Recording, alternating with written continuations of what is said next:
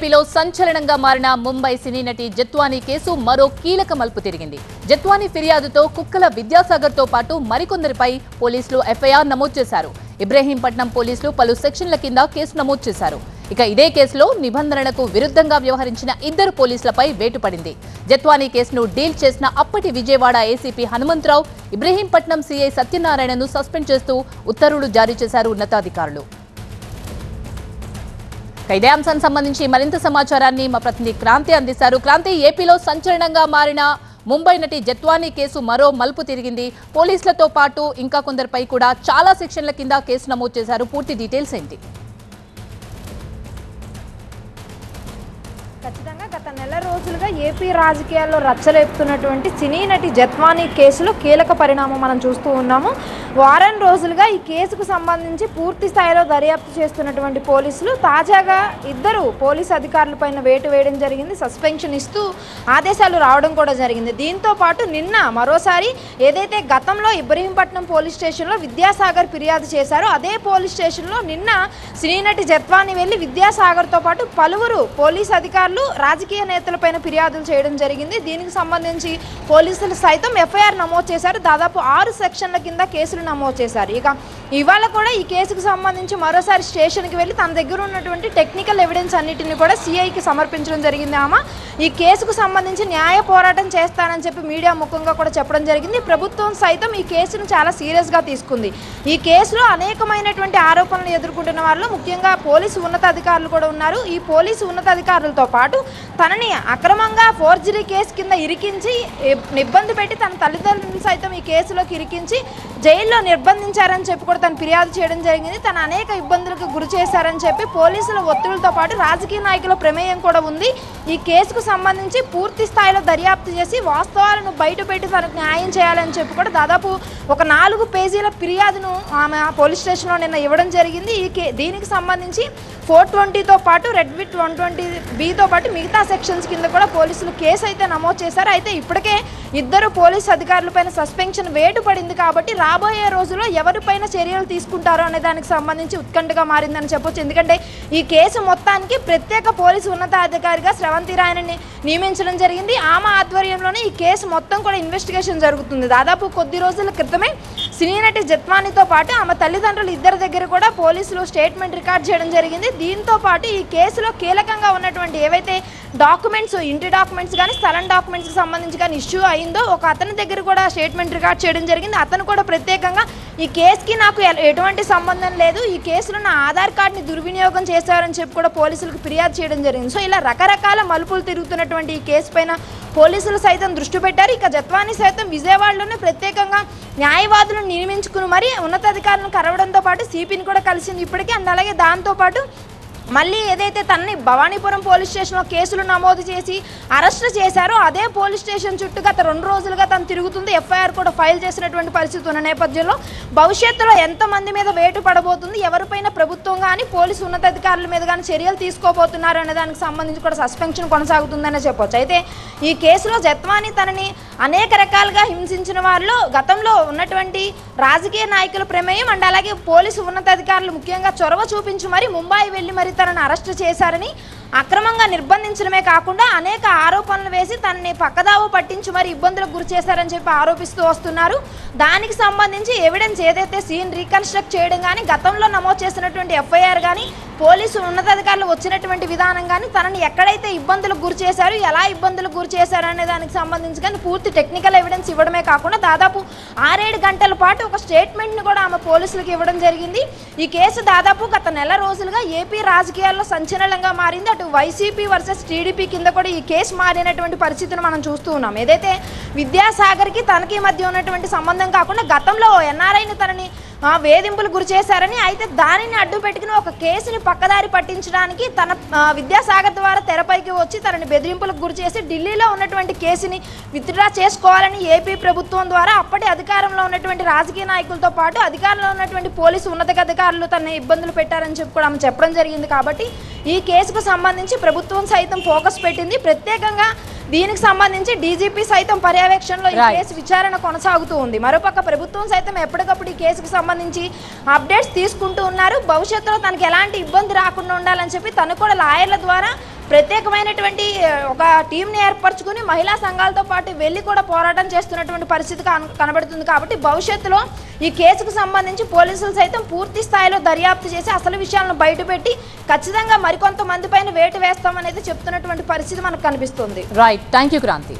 ఇక ప్రకాశం బరాజ్ దగ్గర operation under water continue అవుతోంది. బోట్లను తొలగించడానికి కచ్నూరు బోట్ ప్రమాదంలో పనిచేసిన అబ్బులు టీంను కాకినాడ నుంచి తీసుకొచ్చింది అధికార యంత్రాంగం. ఇక రంగంలోకి దిగిన అబ్బులు టీం ఇవాళ ఒక బోటును బయటకు తీస్తామంటోంది. ఒక్కో బోటు 60 నుంచి 100 టన్నుల బరువు ఉండడంతో తొలగింపు సవాల్గా మారిందంటున్నారు. అలాగే అండర్ వాటర్ లో బోట్స్ కటింగ్ కూడా సాధ్యం కావడం లేదంటున్నారు. ఒక్కో బోటును విడివిడిగా బయటకు తీసుకురావాలని భావిస్తున్న అబ్బులు టీం ఇవాళ ఎట్టి పరిస్థితుల్లో ఒక బోటును బయటకు తీసుకొస్తామంటోంది. ఇంకా 2 రోజుల్లో అన్ని బోట్లను తొలగిస్తామని చెప్తున్నారు.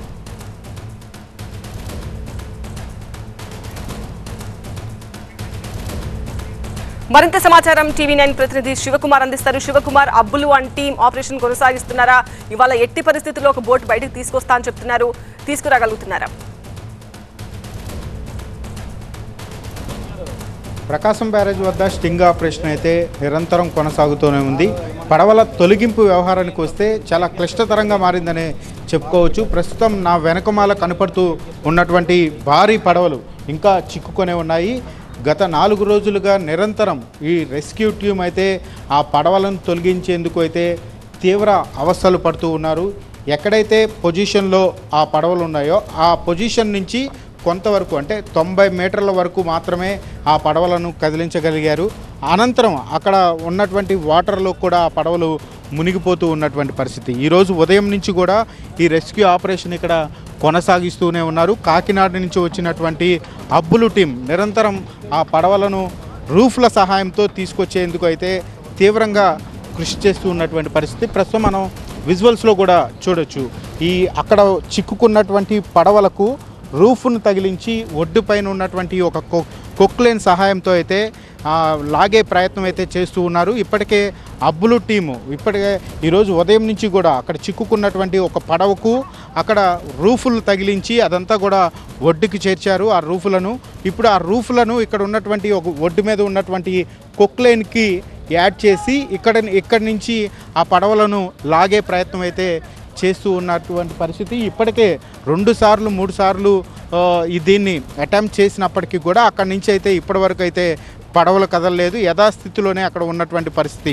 అయితే అబ్బులు టీం మాత్రం ఈరోజు సాయంత్రానికి ఎట్టి పరిస్థితిలో పడవలను ఒడ్డుకు చేర్చేందుకు అన్ని విధాలుగా కృషి చేస్తున్నాము. ఎట్టి పరిస్థితిలో ఒక పడవను తీసుకువస్తామని చెప్తూ ఉన్నటువంటి పరిస్థితి. మరోవైపు ప్రభుత్వం నుంచి కూడా త్వరితగతిన ఈ పడవలను తొలగించాలని ఒత్తిళ్లు ఉన్న నేపథ్యంలో మరో 4-5 రోజుల్లోనే చిక్కుకొని ఉన్నటువంటి మొత్తం 4-5 పడవలను కూడా బయటకు తీసుకొస్తామని అబ్బులు టీం చెప్తుంది. మరోవైపు ఇక్కడ ఉన్నటువంటి స్కూబా డైవింగ్ టీంతో పాటు ఇంజనీరింగ్ విభాగానికి సంబంధించినటువంటి టీం కూడా ఈ రెస్క్యూ ఆపరేషన్లో పాల్గొని మరింత ముమ్మరం చేసి ఈ పడవలను తొలగించే ప్రక్రియను కూడా వేగవంతం చేసినటువంటి పరిస్థితి. అయితే ప్రస్తుతానికైతే పడవలు ఎక్కడైతే చిక్కుకున్నాయో అదే స్థానంలో ఉన్నాయి. ఇప్పటివరకు అయితే బయటకు వచ్చినటువంటి పరిస్థితి లేదు. బయటకు వచ్చేందుకు కూడా ఈ మొరాయిస్తున్నటువంటి పరిస్థితులే ఇక్కడ కనపడుతున్నాయి. ఇంకా ఈ పూర్తి స్థాయిలో పడవల తొలగింపు ప్రక్రియ అయితే టైం పట్టే అవకాశాలు అయితే ఎక్కువగా కనపడుతూ ఉన్నాయి. రైట్ శివకుమార్.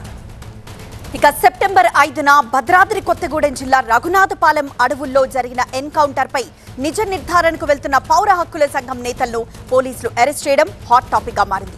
ప్రొఫెసర్ లక్ష్మణ్ సహా మొత్తం 16 మంది సభ్యులను మణుగూరులో అదుపులోకి తీసుకున్నారు పోలీసులు. అక్కడి నుంచి వారిని అశ్వాపురం పోలీస్ స్టేషన్ కు తరలించారు. అయితే ఎన్కౌంటర్ పై నిజానిజాలను వెలికి తీసేందుకు వెళ్తుంటే అరెస్ట్ చేయడం దారుణమన్నారు పౌర హక్కుల సంఘం నేతలు. అసలు బూటకపు ఎన్కౌంటరా లేదా నిజమైనదా అనే తెలుసుకోవడానికి స్పాట్ కి వెళ్లడానికి అనుమతి ఇవ్వాలని వారు డిమాండ్ చేశారు. ఇక ఎన్కౌంటర్ స్పాట్ కి వెళ్లిన టీవీ9 టీం ని పౌర హక్కుల సంఘం నేతలు అభినందించారు.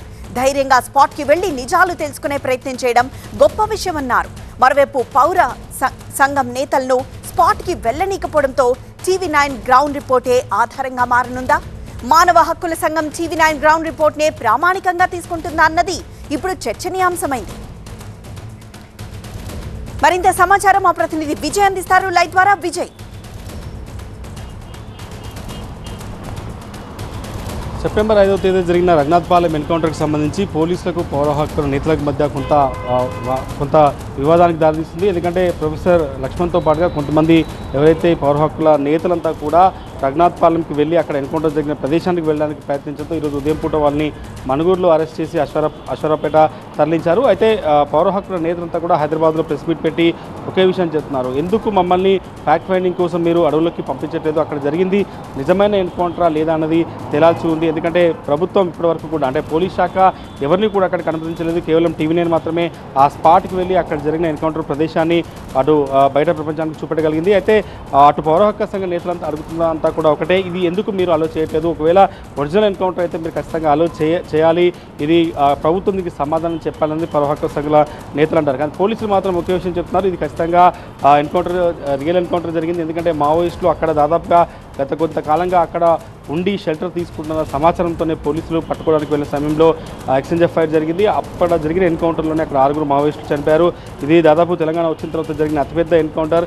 అయితే పౌర హక్కుల నేతలు ఏవైతే అంశాలు ఏవైతున్నారో అది ఒరిజినల్ ఎన్కౌంటర్ ఫేక్ ఎన్కౌంటర్ అన్నది ఇప్పటికే కొంత మనం టీవీ9 ద్వారా కూడా అక్కడ జరిగిన ఎన్కౌంటర్ ప్రదేశాన్ని పూర్తిగా కూడా చూపెట్టగలిగాం. ఒకవేళ మమ్మల్ని అనుమతించకపోతే ఈ ఫ్యాక్ట్ ఫైండింగ్ కమిటీకి సంబంధించి టీవీ9 అయితే గ్రౌండ్ రిపోర్ట్ చేసిందో దాన్నే ప్రామాణికంగా తీసుకోవాల్సి ఉంటుందనేది పౌర హక్కుల నేతలు అభిప్రాయపడుతున్నారు. అయితే ఒకవేళ ప్రభుత్వం అనుమతించాలనుకుంటే గతంలో చాలాసార్లు అనేక ఎన్కౌంటర్ జరిగిన ప్రదేశానికి చాలామందిని అనుమతించారు కాబట్టి ఇప్పుడు కూడా తమని అనుమతించాలి, ఈరోజు అరెస్ట్ చేసినటువంటి వ్యక్తులు పూర్తిగా వదిలిపెట్టాలన్నది పౌర హక్కుల సంఘం నేతలు అయితే డిమాండ్ చేస్తున్నారు. దాంతోపాటుగా కొంత పౌర హక్కుల నేతలు ఎవరైతే ఈరోజు స్పాట్కి వెళ్ళడానికి ప్రయత్నించారో వాళ్ళని కూడా పోలీసులు ఇప్పటికే అరెస్ట్ చేసి ఇంకా కస్టడీలో ఉంచుకున్నారు. సాయంత్రం లోపు వాళ్ళు విడిచిపెట్టే అవకాశం ఉంది. ఎట్టి పరిస్థితుల్లో స్పాట్కి మాత్రం పోలీసులు పంపించే అవకాశం ఎదురవుతుంది. ఈ నేపథ్యంలోనే పౌర హక్కుల నేతలు కావచ్చు, సంఘంకి సంబంధించినటువంటి నాయకులంతా కూడా ఒకవేళ ప్రభుత్వం పంపించకుంటే అక్కడ జరిగినటువంటి ఫ్యాక్ట్ ఫైండింగ్కి సంబంధించినటువంటి విషయాలన్నీ కూడా మేము టీవీ9 గ్రౌండ్ రిపోర్ట్ ద్వారా తెలుసుకోవాల్సి ఉంటుంది కాబట్టి దాన్ని ప్రామాణికంగా తీసుకోవాల్సి ఉంటుంది అనేది వాళ్ళు చేస్తున్నారు. ఏదేమైనా ఈ వివాదం పౌర హక్కుల నేతలు కావచ్చు లేకపోతే పోలీసులకు మధ్య గతంలో ఎన్కౌంటర్ జరిగే సమయంలో లేదు, కానీ ఈ ఎన్కౌంటర్కి సంబంధించి మాత్రం ఖచ్చితంగా తమని వెళ్ళనివ్వాలనేది వాళ్ళు ప్రధానంగా డిమాండ్ చేస్తారు. ప్రభుత్వం మాత్రం పోలీసులు మాత్రం వెల్లడించే ప్రసక్తి లేదని మాత్రం చెప్తున్న పరిస్థితి కనిపిస్తుంది. ఎస్ విజయ్. పాడి కౌశిక్ రెడ్డి అరకపూడి గాంధీ మధ్య వివాదం ఇప్పుడిప్పుడే సద్దుమణుగుతోంది. ఇరువురి మధ్య మాటల యుద్ధం చల్లారింది. అయితే కౌశిక్ రెడ్డి ఫిర్యాదుతో అరకపూడి గాంధీపై హత్యాయత్నం కేసు నమోదు చేశారు పోలీసులు. గాంధీతో పాటు ఆయన సోదరుడు కుమారుడిపైన కేసులు నమోదయ్యాయి. ఇటు కార్పొరేటర్లు వెంకటేష్ గౌడ్, శ్రీకాంత్ పైన హత్యాయత్నం కేసు నమోదు చేశారు. అలాగే వాళ్ల ఇళ్ల దగ్గర బందోబస్తు తగ్గించారు. ప్రస్తుతం సిఐ, 2 ఎస్ఐలు, 5 కానిస్టేబుళ్లతో బందోబస్తు నడుస్తోంది. ఇక పోలీసుల యాక్షన్ ప్లాన్ ఏంటి? నేతలపై కేసుల విషయంలో పోలీసులు నెక్స్ట్ ఏం చేయబోతున్నారు? విచారణ ఎలా జరగనుంది? ఇప్పుడు ఇవే ప్రశ్నలు వినిపిస్తున్నాయి. ఈ విషయానికి సంబంధించిన అప్డేట్స్ తో ప్రణీత లైవ్ లో ఉన్నారు మా ప్రతినిధి. ప్రణీత, నెక్స్ట్ పోలీసుల యాక్షన్ ప్లాన్ ఏంటి? ఈ కేసుల విషయంలో పోలీసులు ఏం చేయబోతున్నారు? అయితే ఈ కేసులో మొదట కౌశిక్ రెడ్డి కంప్లైంట్ చేయకముందే పోలీసులు సుమోటోగా ఈ కేసుని స్వీకరించారు. సో సాయంత్రం 4 గంటల లోపే ఈ కేసుకు సంబంధించినటువంటి ఎఫ్ఐఆర్ని గచ్చిబౌలి పోలీసులు నమోదు చేశారు.